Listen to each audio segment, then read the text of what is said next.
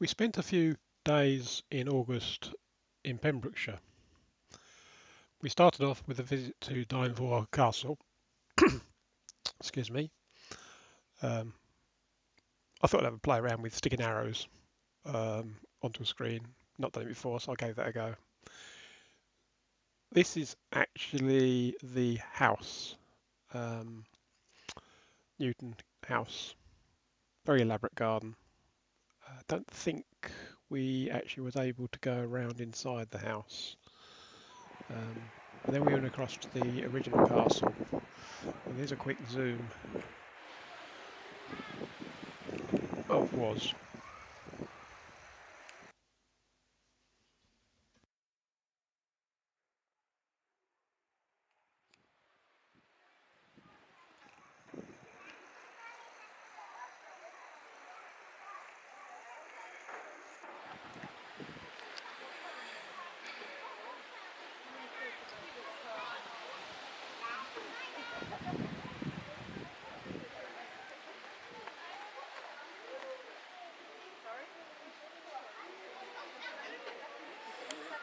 So here we are, Dinefwr, or Dinefwr, or whatever you pronounce it, castle.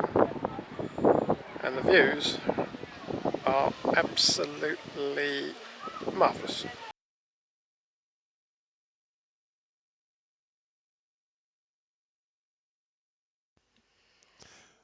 It was just a bonus going to have a look around Kidwelly Castle. We actually stopped in the coach park, which was a lovely stop, flat, level, no trouble. And then we went to this National Trust garden called Colby. Beautiful place. We were rather taken by this willow, I believe it is, B. Carew Castle is a great place to go for a walk. There was an event on while we were there and we didn't go into the castle itself. You can see it's all very overcast. Unfortunately, it was just one of those Augusts where lighting wasn't very good and we did have coats on. This place, Martin's Haven, we walked out to from the car park.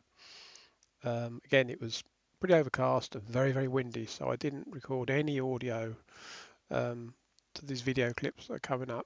There's just too much wind noise in the microphone, and I haven't got the hang yet of using my separate audio recorder and fluffy microphone. I keep forgetting to use it, as I've mentioned before. A bit amateurish at this.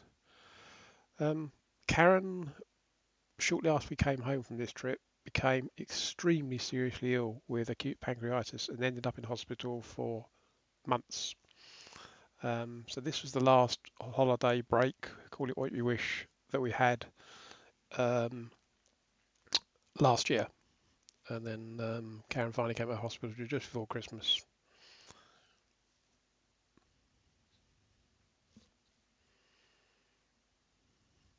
Bit of a shaky shot here. The little Sony I use has got an extremely good zoom, but I must remember to get the tripod out. That was Skomer Island, I think. But look at the mist and spray surrounding this rock. And as usual, I've managed to make the sea tip sideways. The camera's one of these tiny little Sonys, and it's quite difficult through the viewfinder to actually keep it level.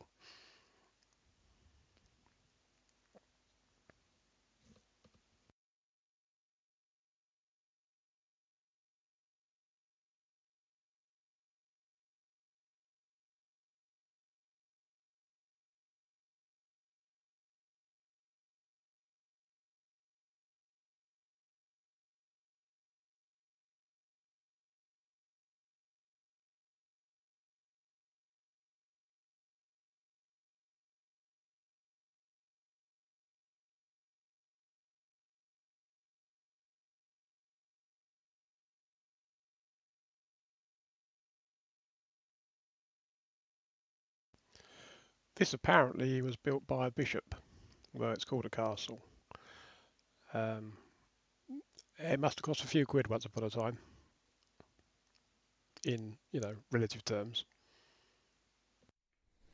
This seat commemorates somebody that died in 2010, and then like my husband in 2016.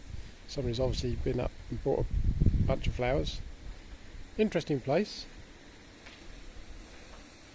for a memorial to somebody in the castle. Pretty good view though.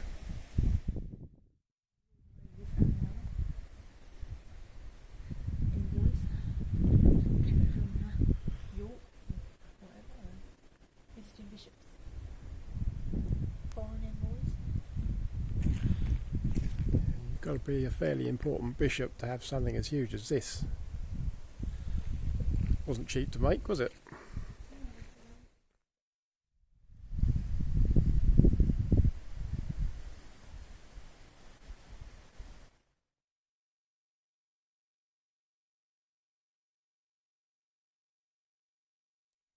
This is the runway at St David's Airfield.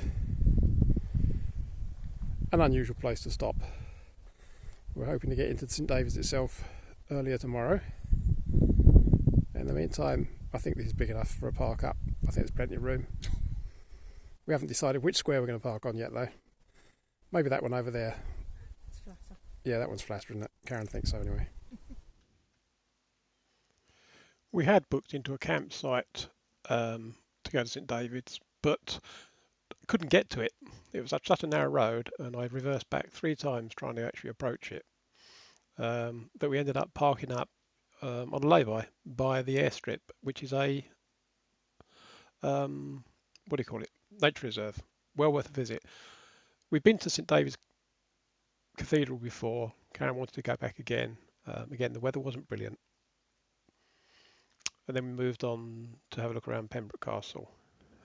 Fantastic map.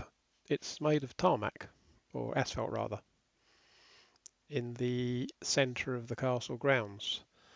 And most of the places we know well in Wales are on there.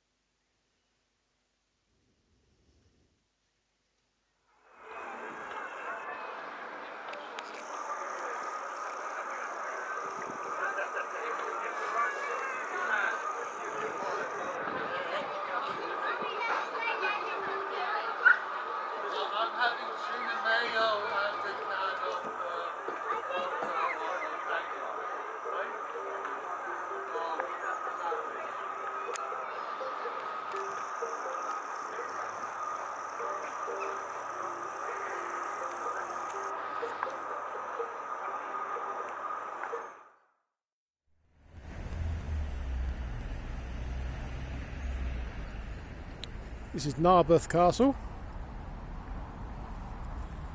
Narberth is a lovely little town, very busy though, but my goodness, I've got some nice shops in it. So we thought we'd go and find the castle, or what's left of it.